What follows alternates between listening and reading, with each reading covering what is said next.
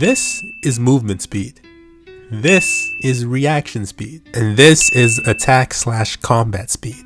As someone who likes to engage in Naruto debates, the fact that people do not seem to understand that there's a difference between these three is just mind-blowing to me.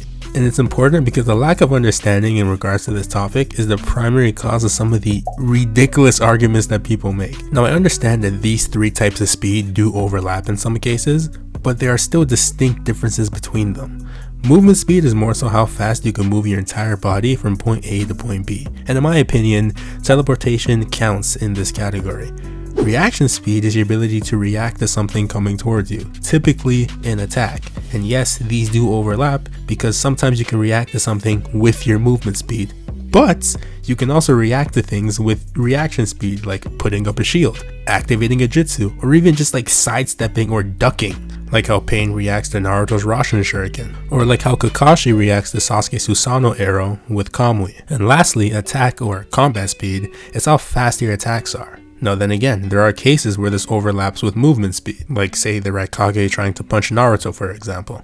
But there are a lot of cases where these do not overlap and there is a very big difference, like Sasuke's Kirin for example. Sasuke's Kirin is way faster than he himself. Now I don't think you have to use the exact same terms that I use, but we do have to differentiate between the different kinds of speed. Because people not talking about this or just conflating all three of these results in people saying some really ridiculous things about hypothetical fights. For example, Minato's movement speed being faster than Itachi's movement speed, it's not relevant in a fight because a fight is not a race. What's relevant is Minato's movement/attack speed relative to Itachi's reaction speed. And what's relevant vice versa for Itachi is his attack/movement speed relative to Minato's reaction speed. Because like I said, this is not a race. Who cares if Minato's movement speed is faster than Itachi's movement speed?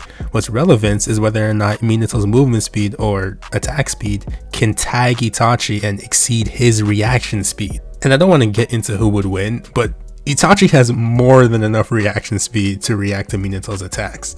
And I've said this before, but perfect illustration of this is B reacting to Minato twice.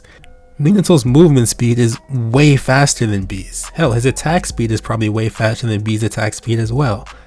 But B was still able to react to him. Oh, and I also think that Flying Rasen is low-key super overrated offensively speaking.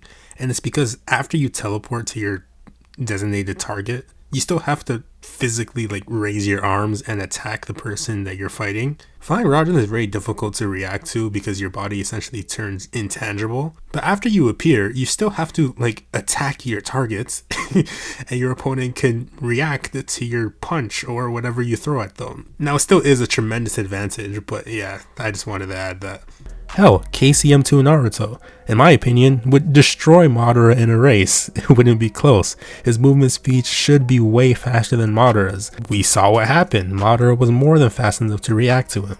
Like, it doesn't matter, or at the very least, it doesn't matter nearly as much as people think.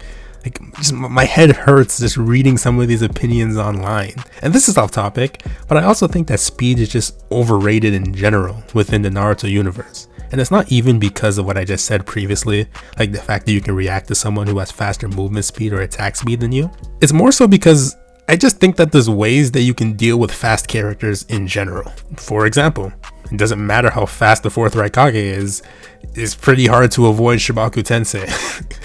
Or it doesn't matter how fast Flying Rasen is or how versatile it is. If you keep track of the kunai, it's pretty hard to avoid omnidirectional offense that covers all the markers, that attacks everywhere at once. Now this is easier said than done. It's still a tremendous advantage as displayed by Minato when he fought Obito, but there are characters that can do this. And no, I'm not trying to insinuate anything here, but yeah, the whole he's faster so he wins or it's a unsurmountable advantage is just ridiculous.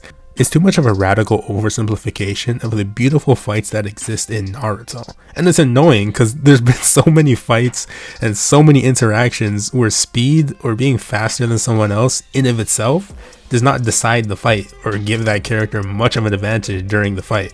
Next, I'm thinking about debunking this awful video, but yeah, almost to 600 subscribers. Thank you guys so much for watching. I'll see you guys in the next one.